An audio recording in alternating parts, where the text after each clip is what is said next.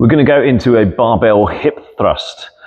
We actually have hip thrust pads. You might be doing this off the floor with your back lying on the floor, or you might be doing it off a traditional bench. Whichever way, rules are still the same in terms of the position and where you put your mid back. So if I do it without the barbell, in terms of the setup, I'm not going to be too low on my spine. I'm also not going to be high up on my cervical spine. So general position is the base of your shoulder blades, kind of that nice strong mid-back position, so that when you do the thrust on the way up, you end with the biggest part of your back across the pad or the bench that you're using, or even when you're on the floor, you're in the strongest position.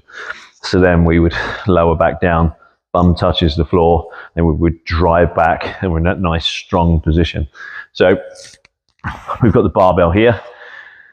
So a little tip with the hip thrust pad that you put on the barbell, just make sure the opening is at the top. So you've got the padded bit on your hips.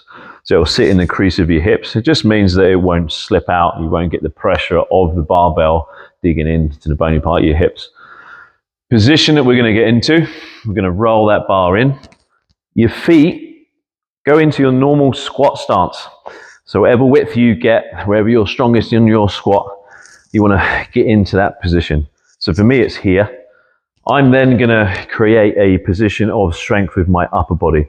I'm not just going to relax my upper body into the bar. I'm actually going to push into the barbell.